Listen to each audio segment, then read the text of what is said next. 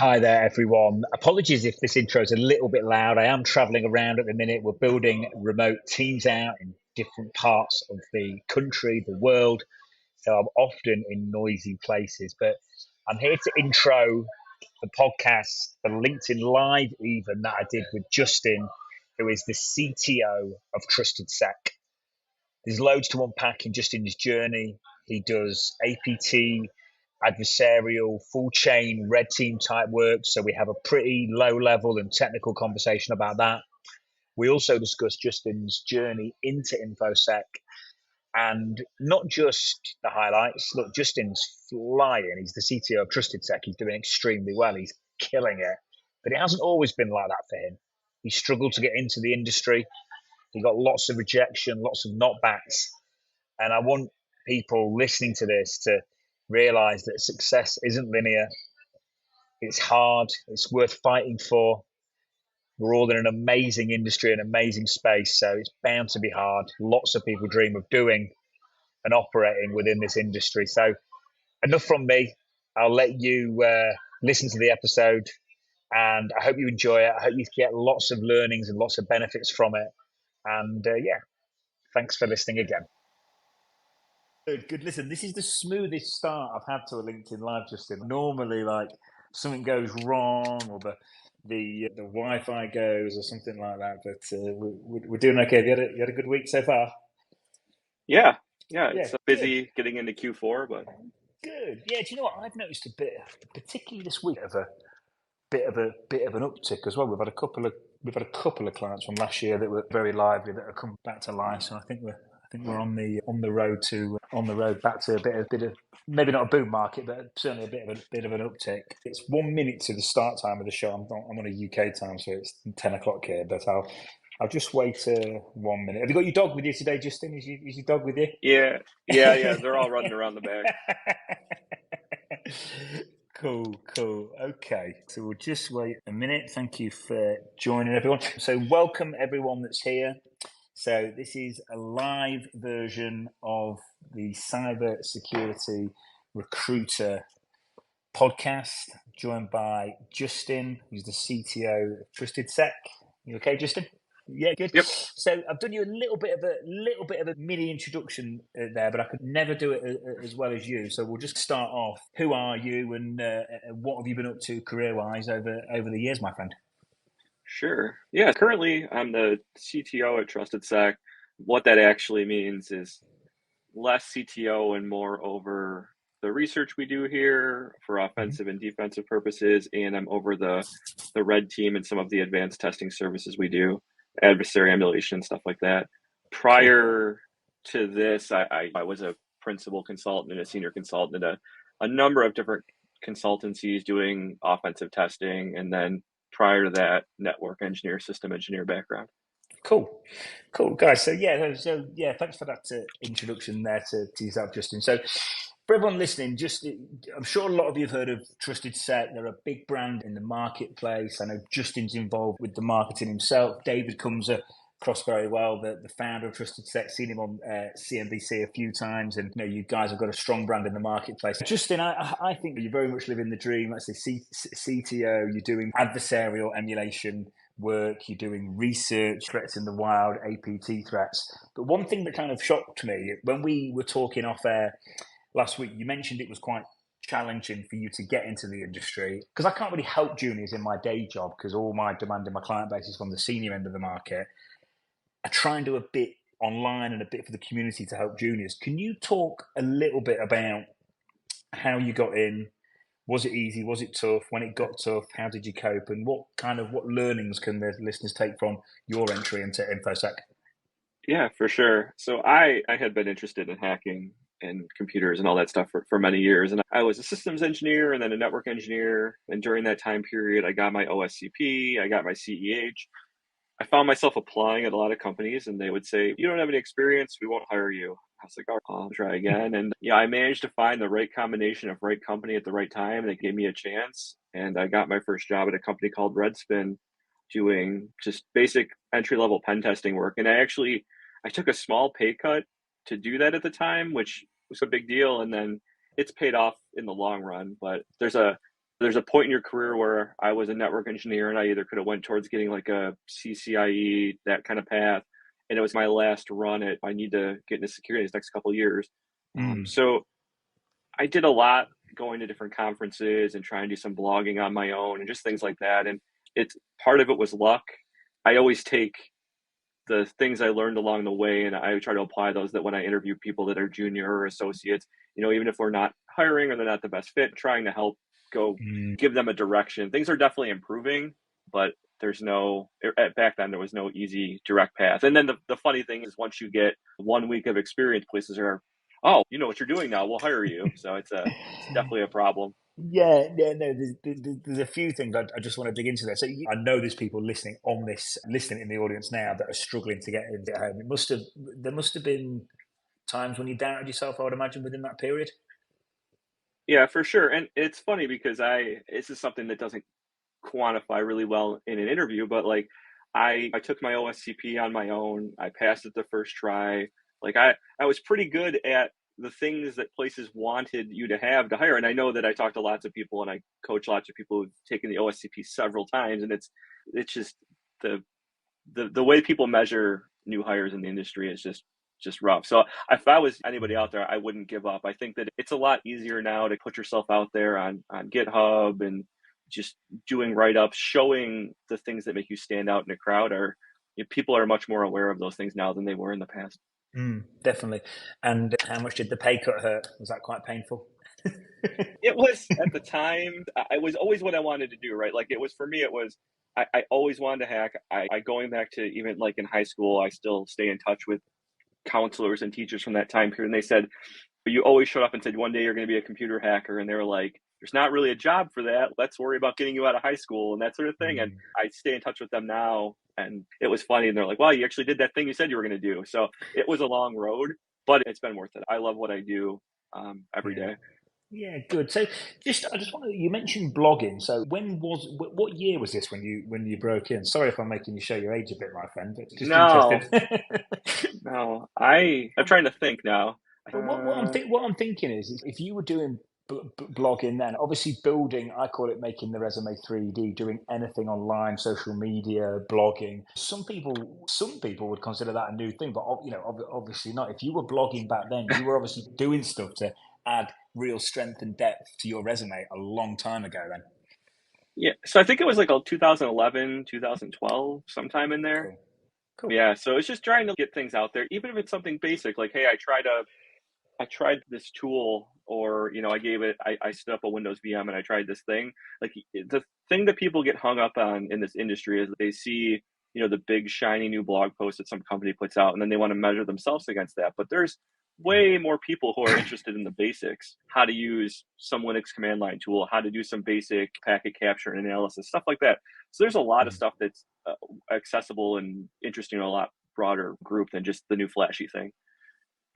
Yeah, no, definitely. And I found if it's more raw and more natural and more real, I think people just prefer it. If it's like video content and it's just you holding the phone up, and it's not all fancy in the studio, I think sometimes that can just be more beneficial to them. Again, I think it's just more authentic.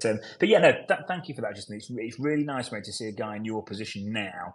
Just because I don't just want to talk about the good times and the fun stuff, and you're doing kind of all this, especially the research side of stuff that you're doing. It's all really cool stuff, but I want people to hear that these are dream jobs in dream locations. I personally think it's probably one of the best careers in the world, and it's never going to be easy. And I think it's important just to emphasize that, because I know there's people as I'm sure you do, buddy, there's people at the junior end now that they find it tough, don't they? And it's just a case of being resilient and keeping going. And I think hearing these stories helps, doesn't it?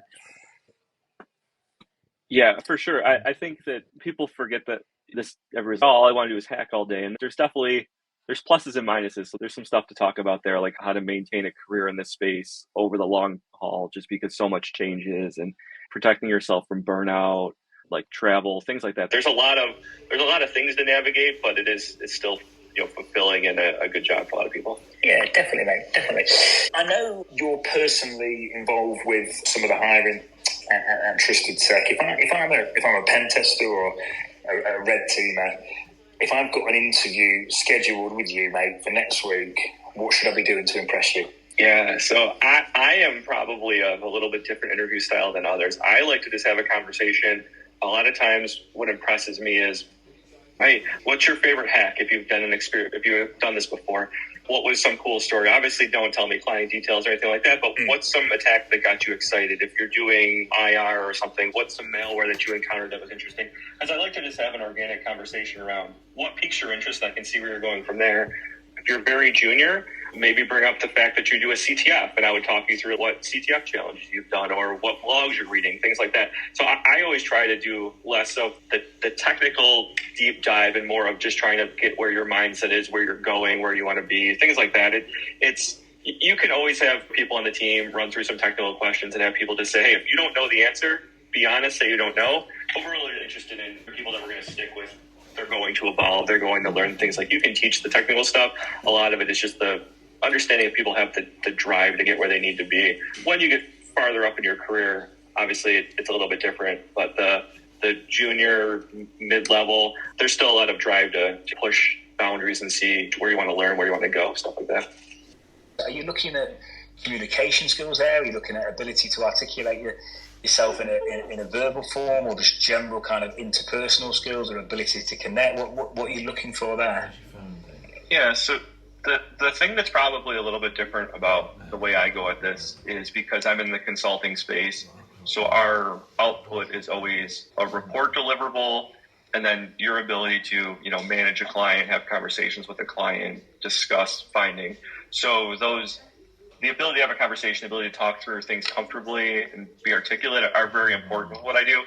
And if you're not comfortable with those and you have the technical skills, we can definitely teach the consulting side and vice versa. So it's basically just getting people comfortable, because the thing that happens with us a lot of times is you're going to have to give people bad news about something you found and then help give them advice on how to make the situation better. Everybody is not always great at delivering bad news. And then the other piece that happens with this a lot of times is you'll explain a finding, you'll say, hey, we rated this a high or critical, and they'll say, we don't agree with you. And then you get in this whole debate thing, which might be uncomfortable for some people. But if you have a strong technical background and you kind of understand businesses and things like that, you can talk your way through it. But that's more of an experience piece. The beginning part is being able just to communicate with clients. Yeah, definitely. Because so at that point, you basically said, essentially, hi, Mr. Klein, you've got to spend some money, and then if they question it, listen, you've got to be able to back it up to stay credible. I would imagine. Sorry, mate, go on, buddy. The worst thing you want to do is to let a client talk you into lowering the severity of finding, because a lot of times it throws the whole report into question. So it's just being able to back that up on a technical one, and it might take a couple back and forth with the client to get them to understand, hey, based on our experience, we rate this as this. Your company can do whatever with the report. That's our output. You can accept the risk. You can say, hey, internally, we only see this as a low or whatever. And you say, based on what we know and what we see, we're rating it this. And then just building that you have the confidence and conveying that confidence to the client goes a really long way.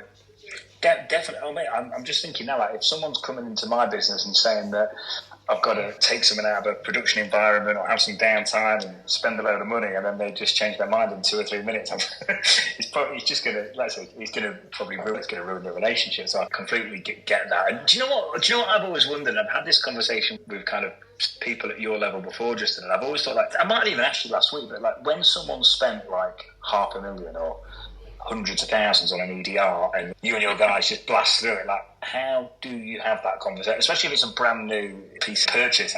Like, how does that go down? That is a really, really interesting conversation that we have, because on one hand, so here's the problem. You hired us to emulate an APT or whatever to get in, get access, and do a thing. If I fail because all of your controls work, as a client, you're like, oh, that firm might not be pretty good. Now, if I get in and break all of your controls, you're like, oh, that vendor who I bought the EDR from isn't very good. So there's a really fine line between the two.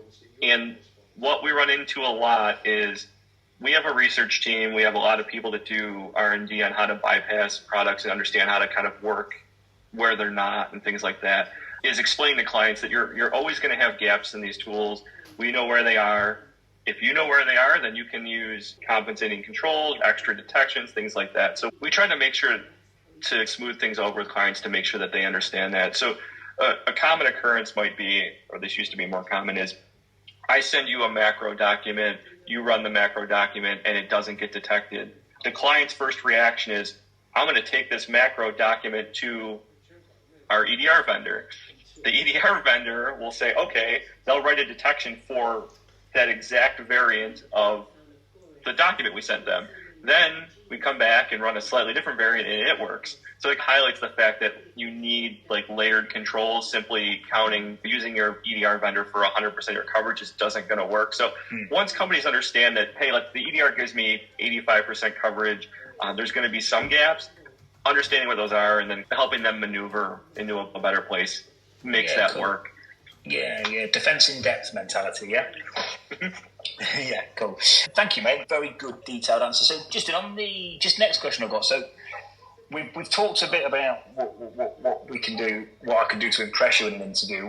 What should I not do? So, I've managed to get to interview stage. What should I not do? But another thing I just want to ask is, a lot of people will struggle in the application process, and I think you're a really good person to answer this because I know with the strength of your brand in the marketplace, I know, and I've spoke to you about it before, so I definitely know that you get a lot of inbound attraction when you want to hire. So how would I make myself stand out in the application process? How would I get to interview stage, and what should I not do when I get there? So I'll start with the interview stage first. So the one thing that I see lots of people try to do, and it's really annoying, is they try to hack us or send us a malicious document as like a thing to stand out. Now I get it, right? Like I love hacking, I love cool things. Just there's a time and a place, and it never lands the way people think it's going to land with us. So that is one thing I would avoid. Like there's lots of things that will impress me with technical skills, but you trying to send us a malicious document or trying to break into our website outside of some sort of bug bounty thing that might be going on is the one thing I've run into numerous times, and it has not worked yet, or to a point where we've been like, oh, we're going to hire that person. No, I'm actually a little bit taken back that people do that to you when they're applying for a job. But yeah, I can see why that might annoy you, mate. It's common enough that I figured I'd mention it. On the standing out, with a resume, we'll post a pen test position, and we might get 1,000 resumes. With a junior or mid-level, I'm generally looking, people will list their experience, where they work, things like that, certs. I'm always interested to see if they list a GitHub link, a personal blog link. Those are two go-tos. And more if there's somebody who has no experience, no prior job in InfoSec. Like we get this a lot. The position I was in, right? I was a network engineer. I want my first job. I send it in, say, hey, I want to be a pen tester. Then I look at your resume, and maybe there's a cert on there that says something about security, but there's nothing else security related. I would say maybe you should link a blog, maybe link what you've done in CTFs, just something to give me a little bit of context to think that you didn't accidentally apply for a security job as a network administrator, that sort of thing. As you start to move up, I'm always looking for an OSCP. Any entry level or mid-level certs go a long way, especially if you have no actual pen testing experience. Our one requirement or normal requirement that moves resumes up is, hey, you have no prior pen test experience, but you went out of your way and got an OSCP, is something that will move it to the top to at least get you a phone interview. So that's a big thing for us. It's very hard I would love to talk to 1,000 people and get everybody's backstory and everything like that, but it just isn't practical from a time perspective. I wish it was. We reply to as many as we can, but you got to give a little bit of something to move it to the next step. Yeah, no, definitely. Thanks, Justin. And I think as well, just so people get a handle on the volume, you have got to be, you've got to be different. If you've got 1,000 applications, I always say stuff like post stuff in or just heavy amounts of personalization. We live in the age of the internet. It's super easy as long as you're willing to spend the time to really personalize something. So I just think really polite, really persistent, and some personalization in there kind of goes a long way. And then everything you've said about making sure that your resume fits fits the roles and stuff like that. Sorry, we're going to say something, Justin. Yeah, I was just going to add that I know that there's a lot of positions that may or may not want cover letters, entry level and things like that, where you don't have the experience, but you are trying to articulate, hey, I'm on Twitter and I'm in these different places. I'm in these Discords. I watch these YouTube videos on reversing, things like that. The entry level jobs go really well with a letter like that because you get your chance to say things to me that you might not get to do to an interview, and you might not make it to that group. And so I think there's everybody doesn't need a cover letter or anything like that. And I know some places frown on them, but there's definitely a spot at the beginning of your career where I think that would go a long way to get you your initial interview. Yeah, no, definitely. I agree. And I think as well, if you think about the report on a pen test, the exec summary is vital. So if you've got the ability to summarize a document and put it in a succinct manner, in a professional way, and you come across well in a written format, I suppose that kind of bodes well for all that as well, doesn't it? Yeah, for sure. The output of consulting work is always going to be a written report. So as much as you can try to templatize some finding, there's always going to be executive summaries and walkthroughs and things like that where writing skills do come into play. Cool. Okay, mate, I'm just going to jump onto something here, a bit more low level, because those two words, adversary, emulation, that are on your LinkedIn profile, they excite me, by the way, and they excite a lot of people. I'm sure they excite you as well. I think there's actually probably I know there'll be certain stuff you can and can't say. Can you tell us about anything really cool that's gone on in the labs lately, where you've really had something that's different or shocking, or different things that have gone on, or just anything where we could maybe grab some kind of quick learnings from you at the same time? Yeah, we've done a lot in the Okta space. Adam Chester, one of our consultants from the UK, has done a lot of pivoting off of Okta, using Okta in ways that people didn't think were possible for social engineering and things like that. We're very heavy into trying to utilize products and services that clients legitimately use, whether that be for C2 communication channels, so ways that the malware and implants we use at clients can talk back out, mirror kind of what clients are using. So we're very heavily invested in that side of the house.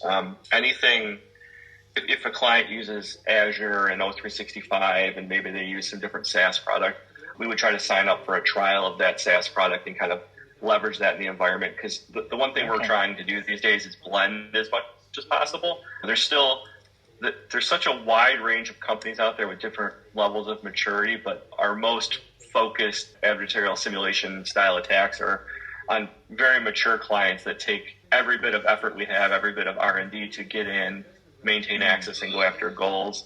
And then we kind of, we do a lot these days with going after their development pipelines. A big ask these days is clients saying, hey, can you push your code into production in our environment without getting detected? And we've done that for some very large software development companies and successfully. And that's been a big lead, because it used to be, can you get domain admin? Can you steal some PHI? Can you get to this database server? But clients are coming back with much more complicated goals that are very business focused. And you spend a lot of time understanding how their development business works, how to get things done, more so than any other time in the past that we've been doing this. Okay, just a quick one. So they're asking you to simulate different.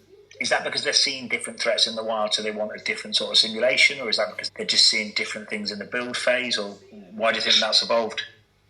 Yeah, so I think you see events. You'll see MGM got hacked. You saw SolarWinds got hacked. Those things drive a lot of clients to say, hey, we want to do that thing, and we want to see if that's possible in our environment. And the funny thing is when they come and have that conversation, clients will say, we really care about this APT group. And I'll say, okay, cool. Based on the threat intel that we see right now, they break into XYZ appliance, and then they move laterally off of that. And the client will come back and say, we don't have that appliance. And I'll say, okay, now we're going to have to freestyle this attack a little bit and not stay one-to-one. So there's a big debate around emulation versus simulation. So usually emulation is one-to-one replaying attacks from an APT group. Simulation is taking a little bit more freeform with that. So we find ourselves playing into the simulation space more, where we say, hey, we know that you don't have this appliance, but you have something similar. Let's go after that and move in the environment. So it's very hard. Companies will read an APT report the APT report might be 6 months, 12 months old. If they're doing an okay job, they probably patched that thing by now. So you just have to end up coaching clients a little bit into saying, okay, what is in the same realm of this? What did they get to and accomplish? What are some other viable paths in between? And that's just a lot of just looking at CTI and understanding where, companies of different maturity levels sit and helping them get the most value out of an assessment. It really comes down to what they want to know and what they want to learn, right? Everybody's concerned about ransomware these days, but all those steps in the middle are really where they're going to learn a lot of things. How did they escalate privileges? How did they get to a bunch of machines? How did they disable a backup? Things like that. So we try to distill those away from, hey, they just use this really specific technique, into, yeah, we can cover that, but there's 3 or 4 other techniques in that area that are similar that still might work in your environment. Let's talk about those.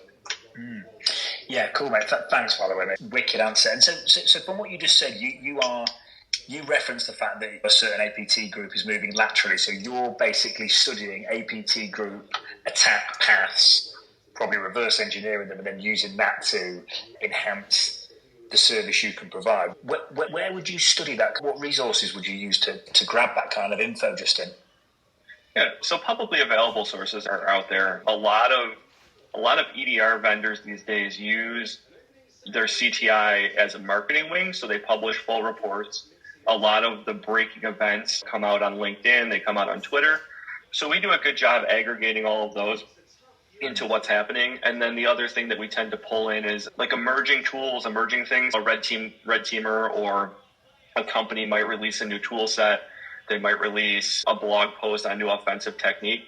So we funnel all of those things together and say we can recombine this new blog technique with this thing that actually happened in the wild to give it a little bit more life to make it viable on engagement. So it's a full-time thing to stay on top of all of the CTI. However, you will see a lot of similarities between attack chains.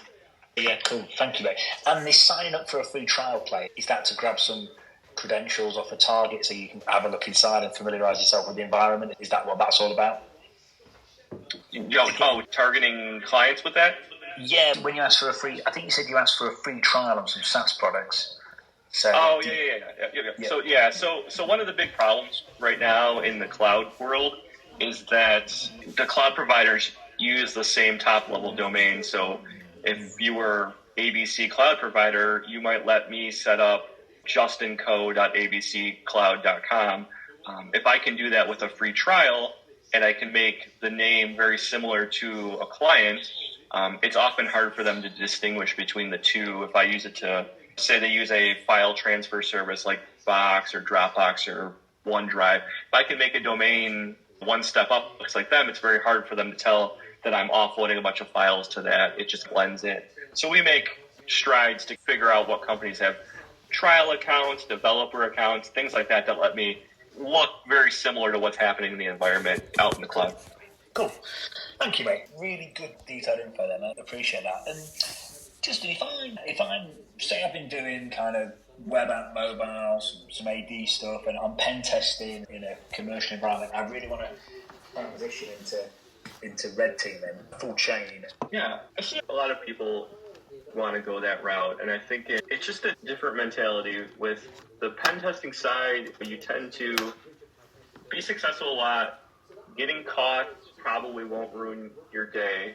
They might boot you out. You might start back where you go, but it's just understanding that you're not always going to win on the red teaming side. You may put 2 weeks in or research something for several days and not get anywhere. To make the jump, there's some decent red teaming classes out there now. CRTO, there's Sector 7, and some others have malware writing courses and things like that. It's definitely something that it's hard to do red teaming and have it be an 8 to 5, 9 to 5 job now, because things are moving very quickly with EDR vendors and things like that. You might have a payload that works this week, ready to go next week, and then Monday morning it no longer works anymore. So the rate of adoption and change is a lot quicker. So you just have to be ready for that.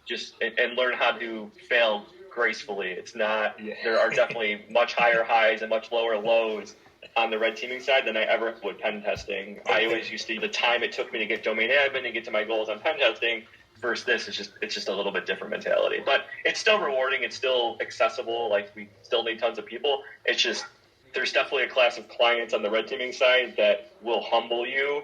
You haven't been humbled before. Yeah, if you're doing that kind of work, their security postures must be absolutely seriously formidable, because otherwise the game's going to be up in 5 minutes flat if it was otherwise, isn't it? Yeah, it's definitely something that people are like. I've red teamed and worked with people long enough now where it used to be easy, quote unquote, for them, and as it's got harder over time, they have a lot of self-doubt, like, am I still good? What's happening here? And this is supposed to be happening because you're making the clients get better, so then you're trying to figure out how to make sure that you're still giving them value. I have a really good example. We have a particular client that we do zero notice engagements with, or did over a really long period of time. Once a quarter, we would try to break in, and there was quarters where we would not get a foothold, we would not get anywhere, and they would clap on the phone and things like that, and then we would come back and we would try harder and come up with something. And what we realized after doing this for a bunch of quarters is, as long as we're finding ways to provide value and give them new ideas to hunt for or build detections for in their environment, it's a win. And once we realized that, like, we would try more off-the-wall things. Like, we were doing SMS phishing 6 or 7 years ago before a lot of people were. We were doing some stuff with Microsoft email encryption before others were. So we were trying things, and sometimes the attacks would partially work. We get some level of access, and the engagement might end. Other times we were very successful. But as long as the client learned something new and improved because of it, it was a win for everybody. Yeah, thanks. Do you think as well? Do you think it's worth having just a quick conversation about the reality of red team? Like you mentioned there, you've got to be, I think you said, passionate or obsessed, or you've got to be really on point these days, because the EDR vendor companies are just so on it. But I know from conversations I have every day what some of the realities of being on a red team engagement are like. It's not all popping shells and so on and so forth. But could you maybe let the listeners and the audience know a bit of the reality of being on a red team engagement for maybe a number of months?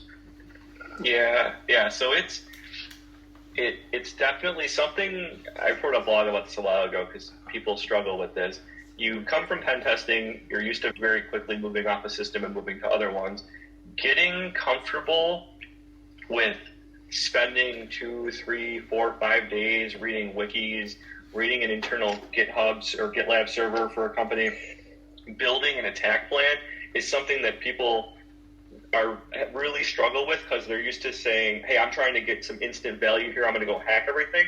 Being able to read documentation at a client for days at a time to come up with a really solid attack plan is something people really struggle with, and it's one of the hardest changes to make. The other piece is that you're essentially a malware developer, when in the past you could just download the latest thing from GitHub and be successful. Those days are few and far between with the way that EDR is. Getting comfortable with compilers, being able to modify some C code, being able to modify whatever the language is that everybody likes today, whether it be NIM or Go. You don't have to be the world's best programmer. You can use ChatGPT to get you there and use everything else, but it's definitely requiring development that didn't used to exist. And I see this crop up a lot with companies that build internal red teams, not on the consulting side. Say a medium-sized bank says, we want to build a red team, and they come to us for kind of guidance and help, and we say, okay, cool. You hire some red teamers, and the first couple of years are fairly easy, and we're like, what's your long-term plan for research and development? You guys are here, you're going to need to keep evolving your tooling, and they say, oh, we don't really have a plan.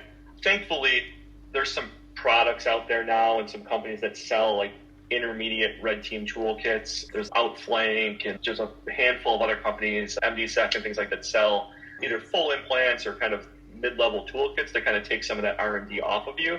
But that's a newer thing that's popped up just because so much of this job is now research and development. Yeah, cool. MDSec UK guys, yeah? Yep. And just, I'm going to get on some other questions in a minute, because I want to talk about some kind of stuff to help people with the hiring stuff. But this bit that we're on now, this is pretty cool and it's pretty fascinating. Would you ever stick a SEM or EDR in a lab and just basically rip it to pieces, reverse engineer it and master it like that? Would be good for my self-development if I'm listening now? Yeah, so there's some products that are fairly accessible from that side of the house, right? You can On the SIM side, like spinning up Splunk and things like that are fairly accessible. You can get a free trial of Elastic EDR. You can get a free trial of Microsoft Defender. The thing that a lot of people in pen testing used to make the mistake of is not really understanding under the hood how tools fully work. Now with EDR and SIMs and the ability to spin up VMs fairly easily on normal workstation, you can really flush out those tools and say, hey, when I do this PS exec tool, it's creating a file share over here first and copying a file over, things like that. Understanding how all of your techniques work under the hood, just because the job ends up being an EDR company spent a bunch of money writing signatures for specific tools. How do you think that they wrote those signatures, and then how can you get around them? Or based on your prior experience, maybe working as an admin or a sysadmin, you know that this particular software causes a lot of false positives with EDR. Maybe I can make my offensive tooling look like this software that was very high in false positives because I know that the company's likely to exempt this process name or this file path or things like that. So it definitely, being able to dig into how your offensive tools work, how the defensive tools work from a signature and detection side, and kind of merge those two pieces, and then SIM and EDR make that whole thing glued together for letting you test a hypothesis and play it out. Yeah, wicked, mate. Thanks, buddy. Yeah, I just think, I know it's just so vital to have that understanding of both blue and red team sides. Whenever I hear someone who's just too obsessed with the red team side, or they don't want to look at anything blue team related, it's always a bit of a red flag, because you've got to understand both sides to stay stealthy and then have the full picture, haven't you? Yeah, there's no way to exist these days without understanding how defense works, because when I was talking about before how, let's say, EDR fills 80-90% of your coverage, that remaining 10% is usually custom detections, in-house things, application control, stuff like that. You really need to understand the defensive mindset, because that's where you're going to survive beating out how other people write detections, how other people secure things, just administrative processes and things like that. Cool. Thank you, mate. Certifications, do you care about them? If you do, which ones do you care about? I'm always big on OSCP. I know that the last couple of years, the pricing went up and people are less friendly towards it. The reason that I was always a big fan of OSCP is because it did have a practical at the end. I know the practical is miserable for a lot of people, and I know that today with the webcam on and just the stress of trying to take a 24-hour exam, it is a lot. I always prefer that because I know that you've had to put that time in. A lot of times with I'm just going to answer some theory questions, it's hard to judge what somebody knows. But OSCP is still my go-to. The Rostamow's CRTO class is very good as well. I've used capture the flag related things as a stopgap if somebody didn't want to go down the certification route, just because the capture the flag has got so much better. In the past, those environments used to be very game-like. Now they do a pretty good job having ones that are set up with Active Directory, and they're set up similar to environments that you might encounter in the day-to-day jobs. Those are my kind of go-to. I don't have a lot of stock in some of the certified ethical hacker and things like that. Not that it's taking anything away from you to have it. I know for some U.S. government jobs and things like that, you need those. It's just, those are, I memorize the test questions kind of thing. Anything where you can see practical hands-on is always a big win for me. Yeah, no, thank you, mate.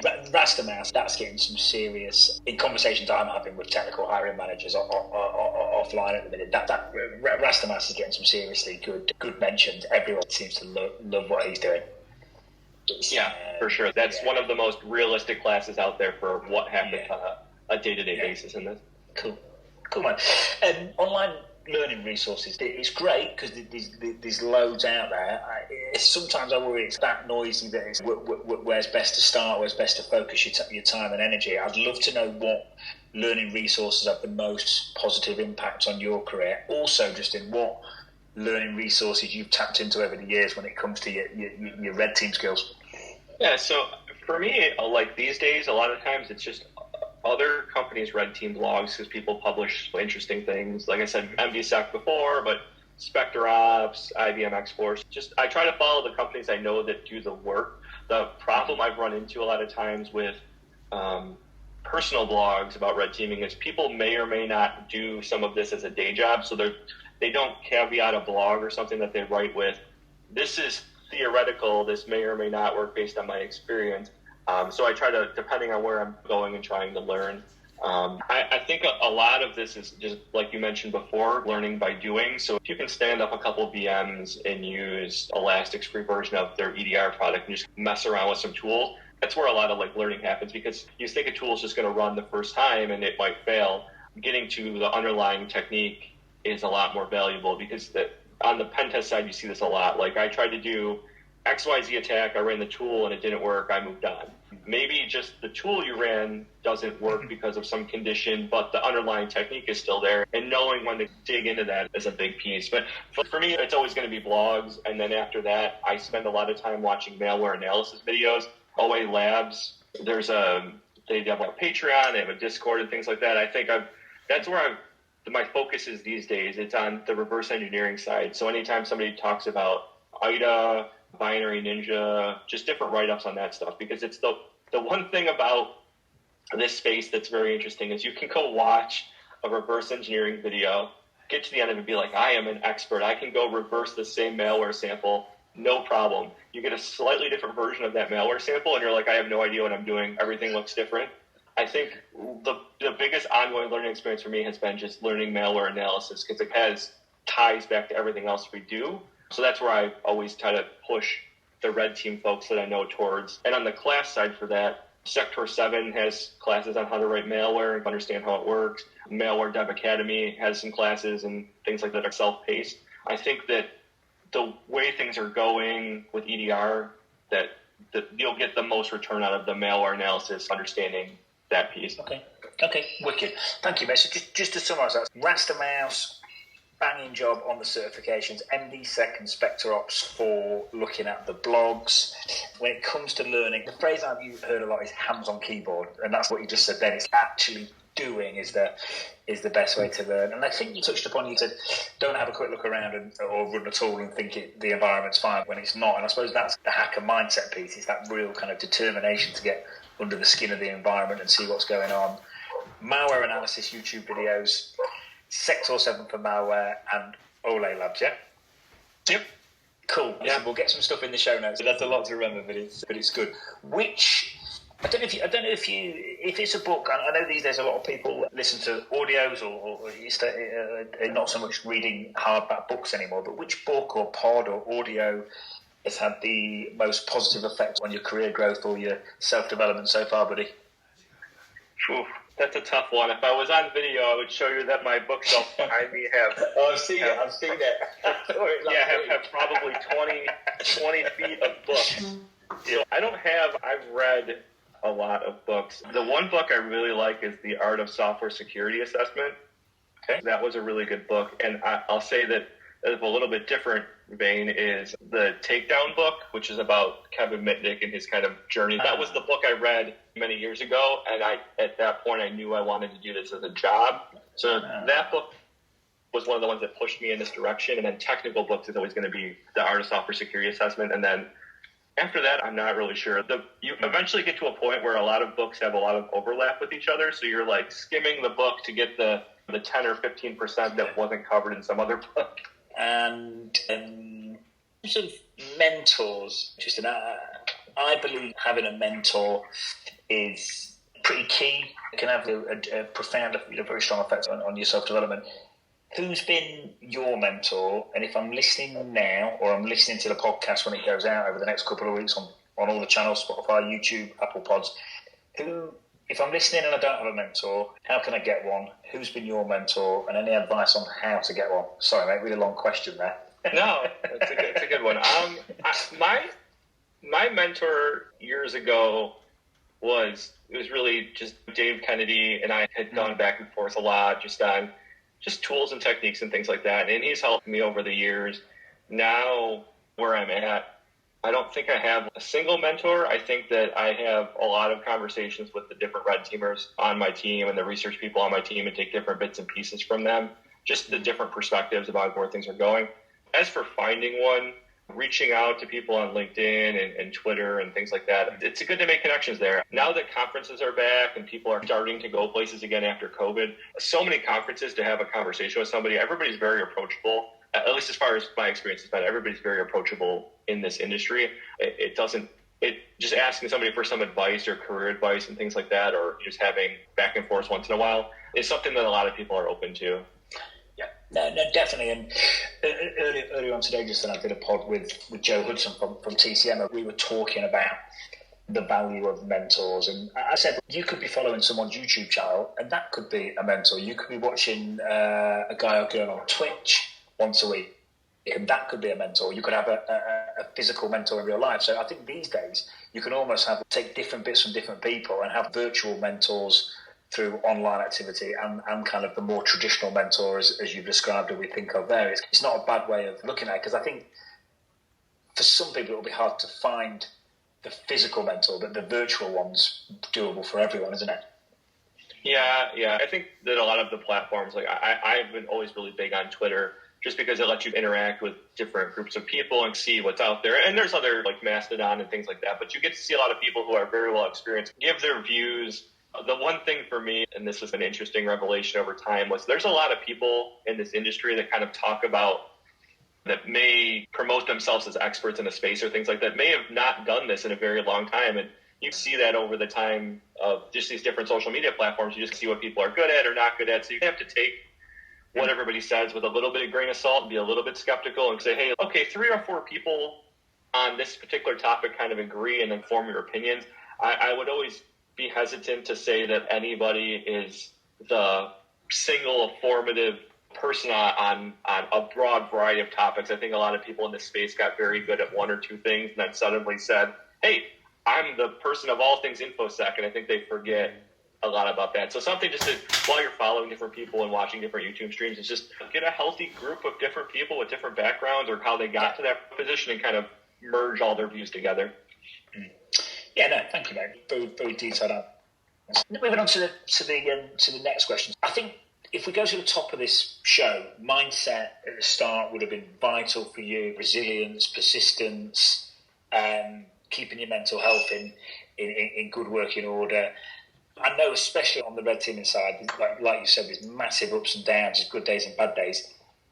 I know what TrustedSec have got going on at the minute is cool, but I'm imagining there are some bad days sometimes. What do you do when there's a bad day? How do you cope with it? How do you cope with pressure and stress? And also, I'm asking for kind of myself, like at the minute, we've got a lot going on, and I know people listening will have a lot going on, and it's just, I'd be interested to know, different coping mechanisms you've got or different advice you would give on that.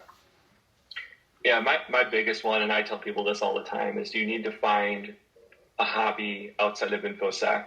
If you're younger, you're in your teens, early 20s, it's very easy to say, I want to do hacking, I'm going to hack 8 hours a day, and I'm going to hack 8 hours a night, and that's my life. And you can do that. You can do that maybe all through your 20s, maybe even part of your 30s.